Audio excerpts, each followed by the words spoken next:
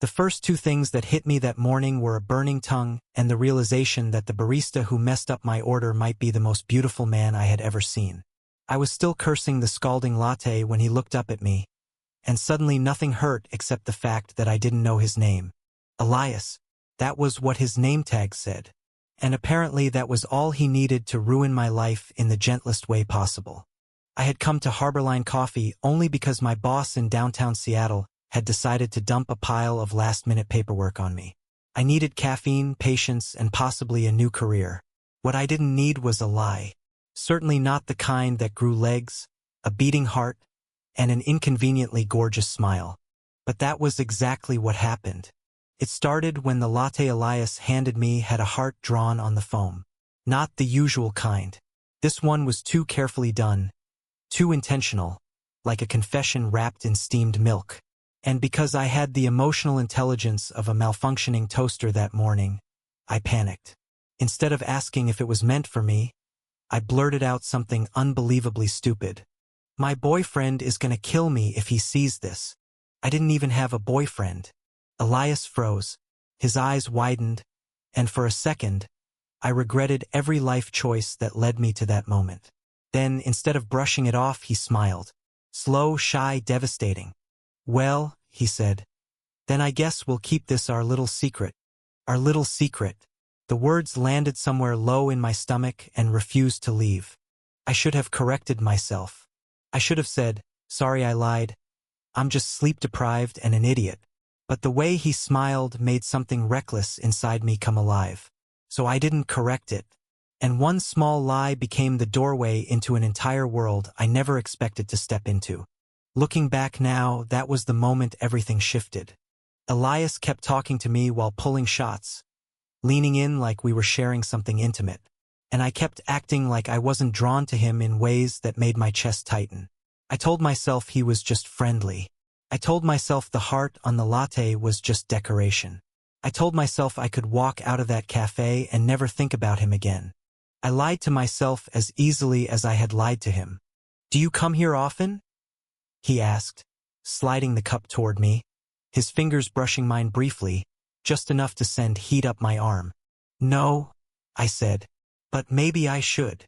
His smile deepened like he understood the meaning beneath the words. I left the cafe with trembling hands and an ache I didn't want to analyze. For the next week, I tried to avoid Harborline Coffee.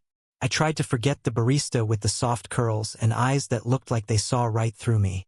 But life has a twisted sense of humor. On Friday, the rain came down in sheets, and I ducked into the first warm place I saw. Harborline Coffee. And there he was. Elias glanced up the moment I walked in, that same quiet smile tugging at the corner of his mouth.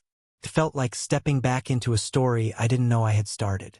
You survived the week, he teased. Barely. As I approached the counter, I realized he was making something already. Without asking. Without even looking at the order screen. When he handed it to me, it wasn't a latte. It was a caramel macchiato. My actual favorite. My chest tightened sharply.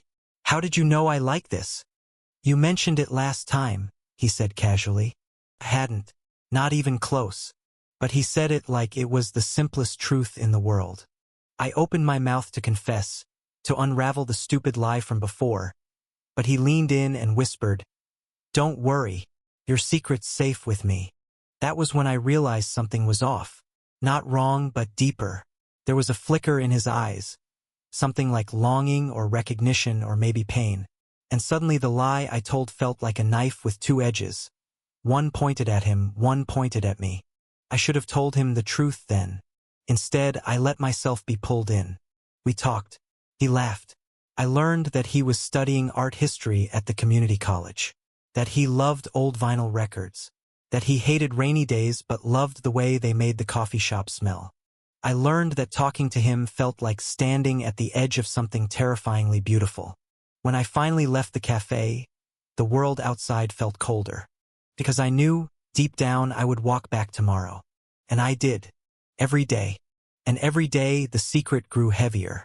By the time I realized how deep I had fallen, it was already too late.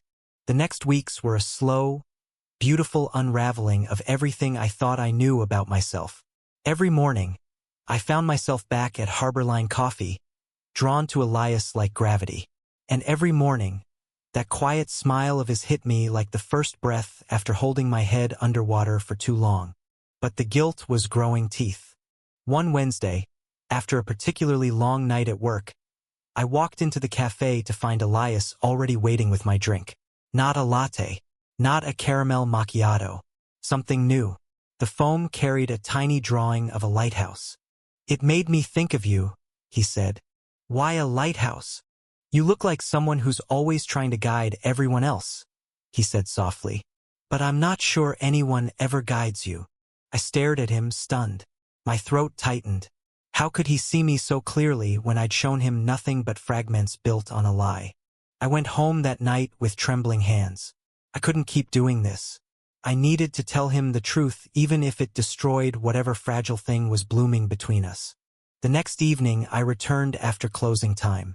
Through the wide windows, I saw him wiping down the counter, humming quietly to himself. He looked peaceful, gentle, breakable. My heart twisted painfully. I walked in.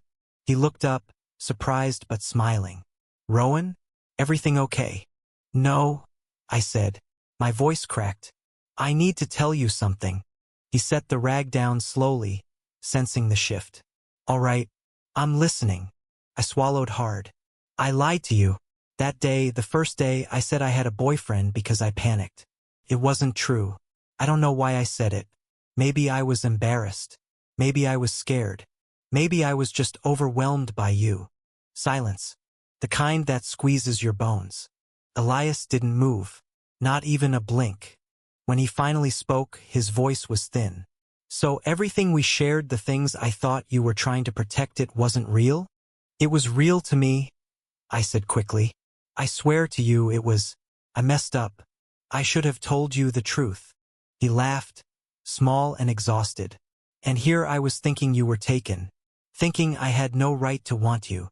The words hit me like a fist. "You wanted me?" He shook his head, eyes shining. "Rowan, But the words broke off.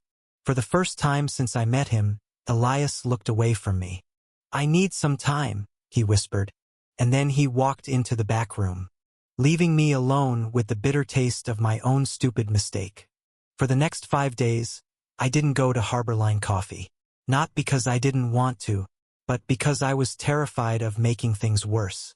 The world felt emptier without him. Colorless. Every morning, I'd reach for my phone to text him, only to remember I didn't have his number. On the 6th day, I finally broke. I walked back into the cafe, heart pounding. Elias was at the counter, talking to a coworker. When he saw me, his shoulders stiffened, but he didn't look away. I approached slowly. "Can we talk?" I asked. He hesitated. Then, finally, he nodded and stepped outside with me into the cool afternoon air. "I'm not going to pretend it didn't hurt," he said quietly.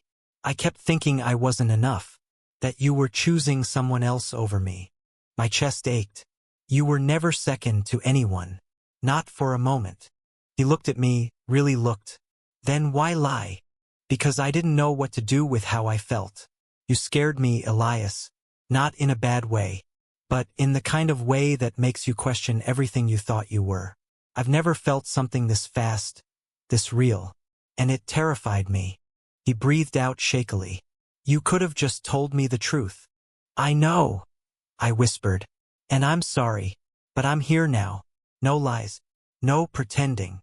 Elias studied me for a long moment, his brows drawn together, his mouth trembling ever so slightly. The wind blew a curl onto his forehead, and without thinking, I reached out and brushed it back. He didn't pull away. Instead, he stepped closer. "Say it plainly," he murmured. "What do you want, Rowan?" My voice left me in a whisper. "You. I want you." For a moment, the world held still. Cars passing, voices echoing, leaves fluttering. And then Elias closed the distance between us and kissed me. It wasn't dramatic or rushed. It was soft, careful, like he was giving me a second chance with every inch of closeness. When we finally pulled apart, His forehead rested against mine. "No more secrets?" he asked. "No more secrets."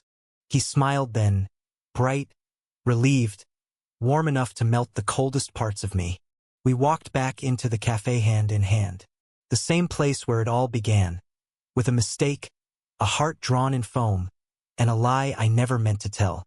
Now it felt like the beginning of something new, something honest, something ours. And as Elias leaned against my shoulder while wiping down the counter, his fingers brushing mine like a quiet promise, I realized something. Sometimes love doesn't arrive gently. Sometimes it arrives in the form of a spilled latte, a stupid lie, and a barista who sees you more clearly than you see yourself. But when it finally settles into your life, it feels a lot like coming home. Thank you for watching. Don't forget to like and subscribe to stay updated with the latest videos.